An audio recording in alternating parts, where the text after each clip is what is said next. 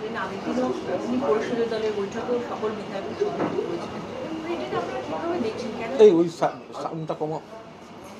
অভিষেক বন্দ্যোপাধ্যায় সে কথা কেন এটাকে আপনারা এতটা না, যেটা একাধিক রাজ্য থেকেই যে খবর এসেছে সেটা হচ্ছে যে বিজেপি তারা ভুয়ো ভোটার ঢুকিয়ে দিচ্ছে। এবার বিজেপি ভোটার তালিকায় ভুয়ো ভোটার ঢুকিয়ে সে ভোটটা ভুয়ো ভোট দিয়ে ম্যানিপুলেট করার চেষ্টা করছে। তো মাননীয় মুখ্যমন্ত্রী সেটার উপরে দৃষ্টি আকর্ষণ করেছেন, গোটা দল সে বিষয়ে সতর্ক হয়েছে এবং সেই জায়গাটায় যে খেলাটা বিজেপি চাইছে যে ভুয়ো ভোটার, কারণ মানুষের ভোটে বিজেপি জিততে পারছে না, মানুষের ভোটে যেখানে জিততে পারছে না সেখানে ভুয়ো ভোটার কৌশলে ঢুকিয়ে দিয়ে সেই ভোটটা দিয়ে ম্যানিপুলেট করার চেষ্টা করছে। ফলে তৃণমূল কংগ্রেস পুরোদস্তুর সতর্ক আছে। বিজেপির এই খেলা যেগুলো অন্য রাজ্যে চলেছে বাংলায় সেগুলো হবে না। ফলে তৃণমূল কংগ্রেস, আমাদের নেত্রী মমতা বন্দ্যোপাধ্যায় মাননীয় মুখ্যমন্ত্রীর নির্দেশের পর গোটা দল প্রস্তুতি রাখছে। প্রত্যেকটি এলাকায় ভোটার তালিকার উপর নজর থাকছে যাতে এই ধরনের কোনো বহিরাগত অন্য জায়গার ভুয়ো ভোটার এই ভোটার তালিকায় ঢুকিয়ে না দেওয়া হয়। সেই জন্য তৃণমূল সমস্ত রকমভাবে সাংগঠনিক নজরদারি সতর্কতা বজায় রাখছে। সুকান্ত মজুমদার প্রশ্ন তুলছেন যে এমএসএমই ক্ষুদ্র শিল্প তাতে 1000 কোটি টাকার কিছু বেশি বরাদ্দ করা হয়েছে, অন্যদিকে মাদ্রাসা শিক্ষা সংখ্যালঘু বিষয়ক যে বিষয় তাতে প্রায় 6000 কোটি টাকা। সুকান্তবাবু যেগুলো বলছেন সেগুলো অবান্তর দিশাহীন কথা। এমএসএমইতে পশ্চিমবঙ্গের সাফল্য এতটাই যে সুকান্ত মজুমদারদের কাছ থেকে জ্ঞান নিয়ে মমতা বন্দ্যোপাধ্যায়কে কাজ করতে হবে না, বরং মমতা বন্দ্যোপাধ্যায়ের মডেলটা সারা দেশে প্রত্যেকটা রাজ্যে দিলে এমএসএমই এবং তার মাধ্যমে প্রোডাকশন বৃদ্ধি, কর্মসংস্থান বৃদ্ধি, মানুষের আয় বৃদ্ধি একটা মডেল তারা কার্যকর করতে পারবেন। ফলে সুকান্ত মজুমদার তিনি জেনে রাখতে পারেন যে এই এমএসএমই মানে ভারতবর্ষের মধ্যে মমতা বন্দ্যোপাধ্যায় সরকার যে ক্ষেত্রে কার্যত মডেল হয়ে উঠেছে এমএসএমই তার মধ্যে একটা। সেখানে যা করার দরকার, যতটা করার দরকার, যেভাবে করার দরকার সমস্তটাই মমতা বন্দ্যোপাধ্যায় করেছেন এবং করবেন। রইল বাকি মাদ্রাসা এখানে কিছু আধুনিক সেটআপ, আধুনিক ক্লাসরুম সেসবের কথা বলেছেন বলে ওনাদের এত লাফালাফি। তাহলে নির্মলা সীতারামনের বাজেটে তো সেখানে আবার মাদ্রাসা নিয়ে 2-4টে কথা দেখলাম, যদিও ওগুলো শুধু কাগজে কলমে, ওগুলো ওরা লেখেন বলেন, ওরা অনেক কিছুই করে ওঠেন না, তার মধ্যে ওটাও পড়বে। কিন্তু কেন্দ্রের বাজেটে মাদ্রাসা থাকলে সেটার ব্যাপারে এই ভক্ত শ্রেণীর লোকেদের কোনো কথা নেই। আর যদি মমতা বন্দ্যোপাধ্যায়ের বাজেটে মাদ্রাসার কিছু ক্লাসরুম আধুনিকীকরণ থাকে তো তাহলে সেটা সঙ্গে সঙ্গে ধর্মীয় মেরুকরণের ওপর আলোচনা, এটা কি করে হতে পারে? সুকান্ত মজুমদার দিল্লির বাজেটটা পড়ে দেখেননি, নির্মলা সীতারামনের বাজেট পড়ে দেখেননি? সেখানে মাদ্রাসা থাকলে সে বিষয়ে তারা নীরব। আর যদি পশ্চিমবঙ্গ সরকারের বাজেটে বিদ্যালয় মহাবিদ্যালয়ের পাশাপাশি মাদ্রাসায় যদি আধুনিকীকরণের বিষয় থাকে, সেট আপগুলোকে আরও একটু যেরকমভাবে ইয়ে করা দরকার পরিকাঠামো, তো সঙ্গে সঙ্গে সেটা নিয়ে আপত্তি, এটা কী করে হতে পারে? তো সেখানেও তো পড়াশুনো হচ্ছে, সেখানে সেট আপগুলো তো ঠিকঠাক করতে হবে, তো সরকারই তো করবে সেটা। তো সুতরাং আপনার সরকারের বাজেটে লেখা থাকলে সেটার বেলায় তখন আপনাদের সমস্যা হয় না, তার বেলা তখন আপনি তার কোনো আক্রমণ পাওয়া যায় না। আর মমতা বন্দ্যোপাধ্যায় বিদ্যালয় মহাবিদ্যালয় তার সঙ্গে যদি মাদ্রাসায় কিছু পরিকাঠামোগত উন্নয়ন হয় সঙ্গে, আসলে এরা সমগ্র বাংলার উন্নয়ন থেকে বিচ্ছিন্ন এই সুকান্তবাবুরা। ফলে কোথায় কি হচ্ছে, ধর্ম দিয়ে কি বলা যায়, এটা দিয়ে কি বলা যায়, এদের কথার কোনো গুরুত্বই নেই। সংখ্যালঘুদের জন্য বরাদ্দ মানেই তোষণ, এই যে ন্যারেটিভ, এই মানসিকতাটাকে আপনি কিভাবে? অত্যন্ত ঘৃণ্য মানসিকতা, অত্যন্ত আপত্তিকর মানসিকতা। সংখ্যালঘুদের জন্য বরাদ্দ মানেই তোষণ, এই কথাটা কি করে হতে পারে? ভারতবর্ষ একটা ধর্ম নিরপেক্ষ দেশ, আমরা পরধর্ম সহিষ্ণুতায় বিশ্বাসী, ধর্ম যার উৎসব, সমাজ, দেশ, এটা কিন্তু সবার। তো সেইখানে দাঁড়িয়ে সরকার সকলের জন্য কাজ করবেন। সেখানে যেমন আর্থিকভাবে যারা অনগ্রসর, অন্যান্যভাবে যারা অনগ্রসর, পাশাপাশি যারা সংখ্যালঘু, তাদের ক্ষেত্রেও তো উন্নয়নের কাজ খুব স্বাভাবিক ব্যাপার।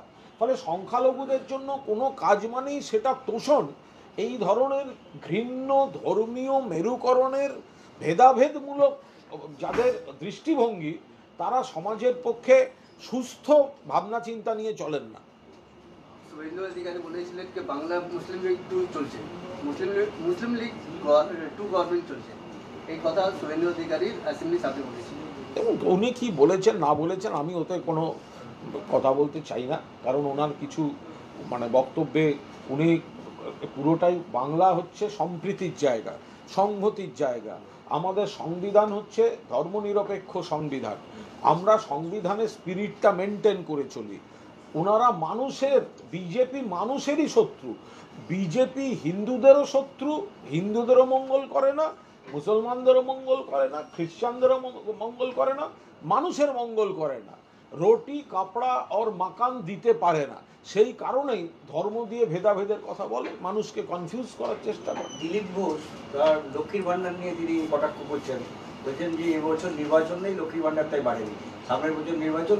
লক্ষ্মীর ভান্ডার মমতা বন্দ্যোপাধ্যায়ের মস্তিষ্ক প্রসূত, লক্ষ্মীর ভান্ডার দেওয়া উচিত।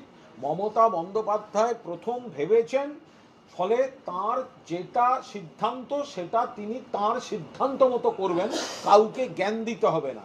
এই দিলীপ ঘোষরা, এই বিরোধী দলরা প্রথমে লক্ষ্মীর ভান্ডারের বিরোধিতা করেছিল, বাংলার মা বোনেদের অপমান করে ভিক্ষুক বলেছিল, এই টাকা না নিতে বলেছিল। যখন এরা বুঝেছে যে কতখানি মায়েদের প্রয়োজন, বোনেদের প্রয়োজন স্পর্শ করেছে মমতা বন্দ্যোপাধ্যায়ের এই স্কিম, তখন তারা নিজেদের রাজ্যগুলোতেও বলছে আমরাও দেব, আমরাও দেব।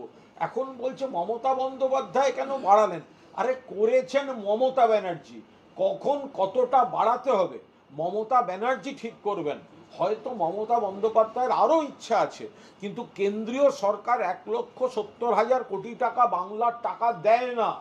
তার উপর দাঁড়িয়েও মমতা বন্দ্যোপাধ্যায়কে বিভিন্ন সামাজিক সুরক্ষা কর্মসূচিগুলো রাখতে হয়। ফলে দিলীপ ঘোষ, এটা আপনার চিন্তার সাবজেক্টে পড়ছে না। আপনি বরং দেখুন যে আপনি আপনার চেয়ারটা আবার সুকান্তবাবু, শুভেন্দুবাবুদের কাছ থেকে কেড়ে সভাপতিটা নিতে পারেন কিনা। কहीं पे নিগাহে कहीं पे নিশানা। দিলীপ বাবুর নজর হচ্ছে চেয়ারটা চাই, সভাপতির চেয়ার চাই, আর সেই দৃষ্টি আকর্ষণ করতে এই ধরনের ভুলভাল কথা বলে ভেসে আছেন। নদী ভাঙন রোধে 200 কোটি টাকা বরাদ্দ করা হয়েছে এবার বাজেটে।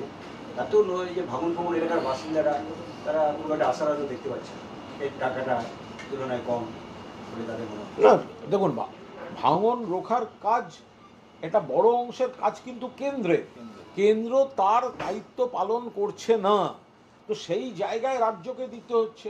আপনারা যদি দেখেন এই বাংলার বাজেটে একটা বড় অংশের টাকা তো কেন্দ্রের দেওয়ার কথা ছিল। 100 দিনের টাকা কে দেবে? কেন্দ্র। আবাসের টাকা কার দেওয়ার কথা ছিল? কেন্দ্রের। বাংলার বিভিন্ন ক্ষেত্রে টাকা কার দেওয়ার কথা ছিল? কেন্দ্রের। তিস্তা প্রকল্প থেকে ঘাটাল মাস্টার প্ল্যান কার দেওয়ার কথা ছিল? কেন্দ্রের। এরা দেয় না, তাই 100 দিনের টাকা মমতা ব্যানার্জিকে দিতে হয়েছে। বাংলার বাড়ি 100% স্টেট ফান্ডিংয়ে মমতা ব্যানার্জিকে করতে হচ্ছে। ঘাটাল মাস্টার প্ল্যান মমতা ব্যানার্জিকে করতে হচ্ছে। সাগর মেলা জাতীয় মেলা হওয়ার কথা, সেই স্ট্যাটাসটাও দেবে না। ফলে সাগরদ্বীপকে জোড়ার গোটা ব্রিজটার টাকাটা মমতা ব্যানার্জিকে দিতে হচ্ছে। এবার এতখানি 1,70,000 কোটি টাকার বঞ্চনার পরেও নিজেদের আয় বাড়িয়ে একেবারে সেই জায়গায় মমতা ব্যানার্জিকে এই কাজগুলো করতে হচ্ছে। বলছি অভিষেক বাবুর ফেসবুক যে অফিসিয়াল ফেসবুক পেজ, সেটা হ্যাক হয়েছে, সেই জন্য আইনি নোটিশ দেওয়া হয়েছে। তো সেটা তো আইনি নোটিশ দিয়েছেন, যেখানে গন্ডগোল আছে সেই জায়গাটাতে তো ওনার আইনজীবী আইনি নোটিশ দিয়েছেন এবং তার কপি আপনাদের কাছেও চলে গিয়েছে। এ ব্যাপারে বাড়তি তো কিছু বলার নেই।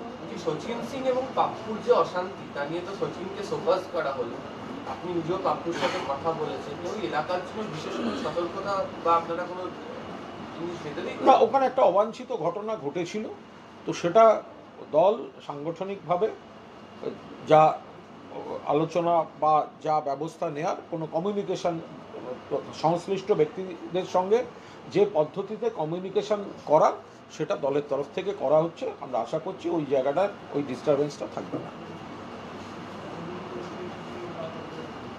আপনাদের হ্যাঁ ফারাক্কায় একটা যে ঘটনা ঘটেছিল হেডমাস্টার মশাইয়ের উপর আক্রমণ, ওই এক তৃণমূল নেতাকে পুলিশ গ্রেপ্তার করেছে। পুলিশ যদি করে থাকে তাহলে তো সেটা সম্পূর্ণ, এটার সঙ্গে রাজনীতির কোনো সম্পর্ক নেই। কোনো একটা ঘটনা, সমাজে নানা ধরনের ঘটনা, অঘটন, বাজে ঘটনা, ভালো ঘটনা চারদিকে ঘটে, তার সঙ্গে সবটার সঙ্গে রাজনীতির কোনো সম্পর্ক নেই। ফলে সেখানে যদি কোনো ঘটনা ঘটে থাকে এবং পুলিশ যদি কাউকে অ্যারেস্ট করে থাকে তো করেছে, এ নিয়ে কোনো রাজনৈতিক মন্তব্য নেই। আবার পুলিশ যদি শাসক দলের কোনো কাউকে অ্যারেস্ট করে থাকে তাহলে তো বলতে হবে পুলিশ এখানে নিরপেক্ষভাবেই কাজ করে, যেটা অন্য বাম জমানাতেও জীবনে করেনি, আবার বিজেপি রাজ্যেও করে না। কালকে নিউ টাউনের একটা ছবিকে ঘিরে চর্চা হচ্ছে, বিধায়ক শওকত মোল্লার ছেলেকে দেখা যাচ্ছে রাস্তায় হকি স্টিক নিয়ে ডেলিভারি বয়কে বেধড়ক মারধর করছে, এবং অভিযোগ হচ্ছে যে তাই যেহেতু বিধায়কের ছেলে তাই পুলিশ কোনো কমপ্লেনও নিতে চাইছে। বিষয়টি আমাদের স্থানীয় নেতৃত্ব তারা দেখছেন যে কি ঘটেছিল, কেন ঘটেছিল, গোটা বিষয়টা তারা দেখছেন। বাকি পুলিশেরও নজরে নিশ্চয়ই আসবে। এটার সঙ্গে আমি কোনো রাজনীতির সম্পর্ক দেখতে পাচ্ছি না। পার্টিকুলার মানে কোনো একটা দেখে সেটার কারণ কি, কী জন্য হয়েছিল, সেগুলো তারপরে কি হলো, এগুলো না দেখে কোনো মন্তব্য করবো। এই অপরাজিতা বিল এটা রাষ্ট্রপতির কাছে পড়ে রয়েছে দীর্ঘদিন, ছাড়পত্র পাচ্ছে। অপরাজিতা বিল অত্যন্ত জরুরি একটা বিল। নারী নির্যাতন, ধর্ষণ, খুন, এদের অপরাধীদের দ্রুত শাস্তি এবং চরম শাস্তি দেওয়ার বিল মাননীয় মমতা বন্দ্যোপাধ্যায় তার উদ্যোগে, তার পরিকল্পনায় পশ্চিমবঙ্গ বিধানসভা থেকে পাস হয়েছে, কিন্তু সেটা রাষ্ট্রপতির সম্মতি চাই। তো সেটা তৃণমূলের সংসদীয় দল তারা দেখা করেছেন রাষ্ট্রপতির সঙ্গে। কেন আটকে আছে, কেন আটকে আছে? এই নাকি বিজেপি এত বড় বড় কথা বলে, বিরোধীরা এত বড় বড় কথা বলে, যেখানে মমতা বন্দ্যোপাধ্যায় দেশের মধ্যে একটা মডেল বিল ইন্ট্রোডিউস করলেন, তো সেইটাকে ছাড়পত্র দিতে কেন রাষ্ট্রপতি ভবনের এত দেরি হবে?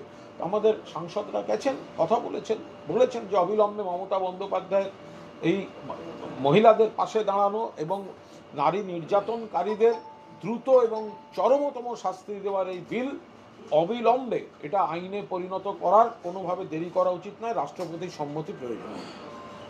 রাজ্যের বিভিন্ন জায়গায় লাগাতার ভুয়ো ভোটাররা ধরা পড়ছে, এদের হাতে যার আধার কার্ড, কারো কারো সঙ্গে জমি সূত্র পাওয়া যাচ্ছে। আমরা তো বিরোধীরা বলতে পুলিশ তাহলে কি করছে? না, পুলিশ কি করবে? যদি বাইরে থেকে লোক ঢোকে, সীমান্ত থেকে লোক ঢোকে, অন্য রাজ্য থেকে লোক ঢোকে, পুলিশ খবর পেলে তো ধরবে। আপনি ভিড়ের মধ্যে একটা রাস্তায় নেমে আপনি যে কোনো কাউকে আপনি বলতে পারবেন যে আপনি ভোটার না ভোটার নন? তাহলে সীমান্তটা পাহারা দেওয়ার দায়িত্ব হচ্ছে বিএসএফের, কেন্দ্রীয় সরকারের।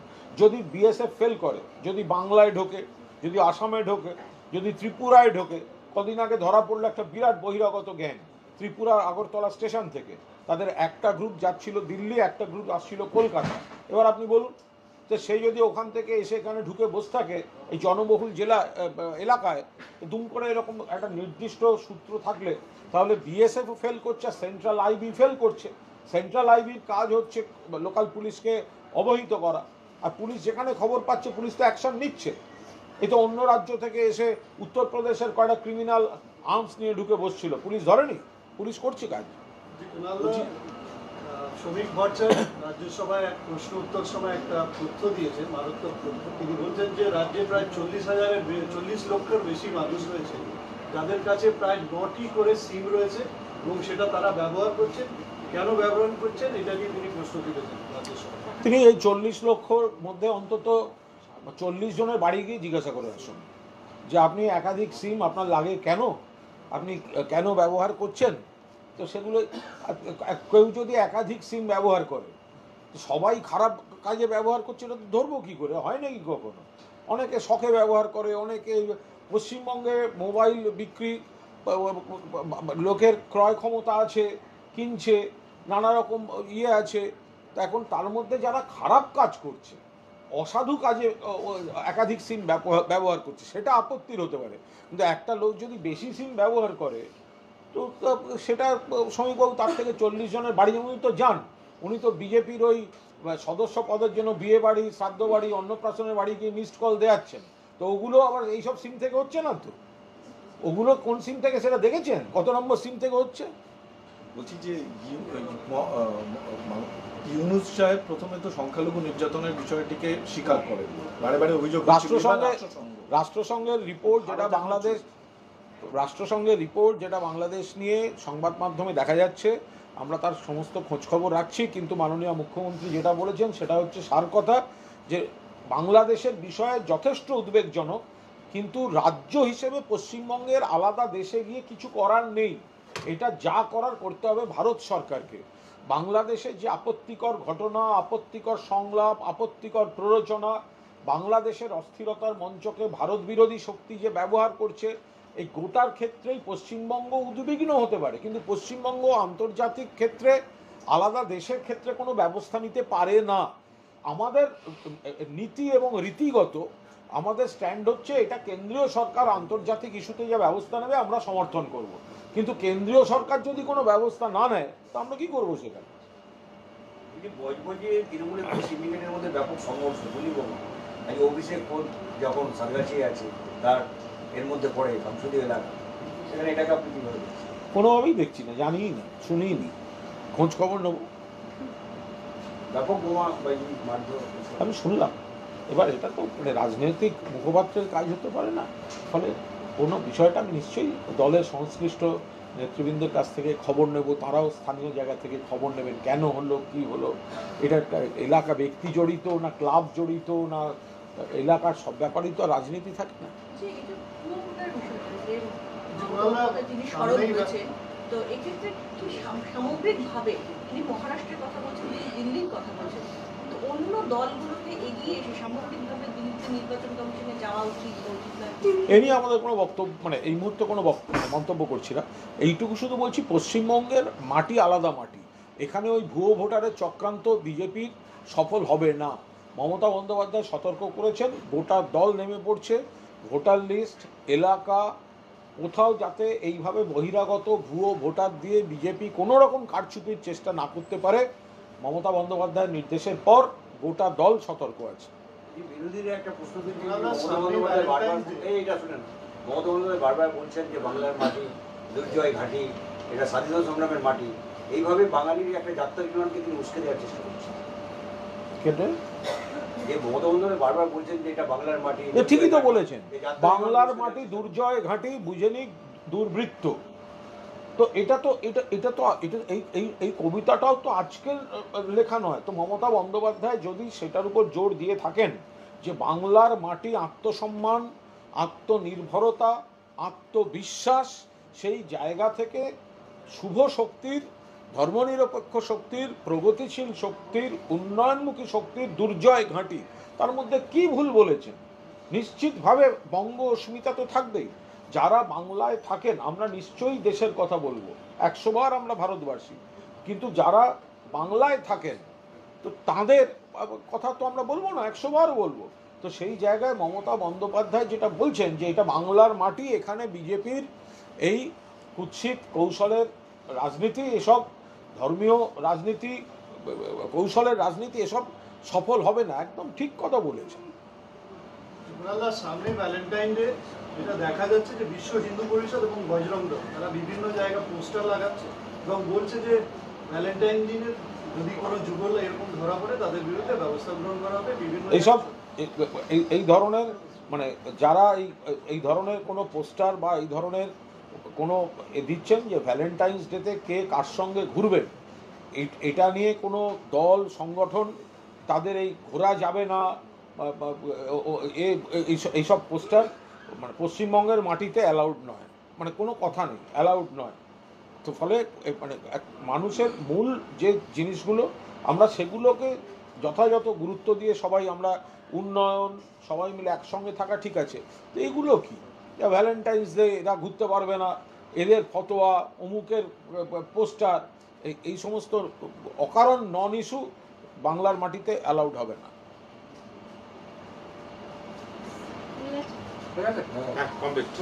যারা এই পোস্টার নিষিদ্ধ করে বেড়ান তারা বৃন্দাবনে গিয়ে দোল উৎসবে নাচেন কেন? জাতীয়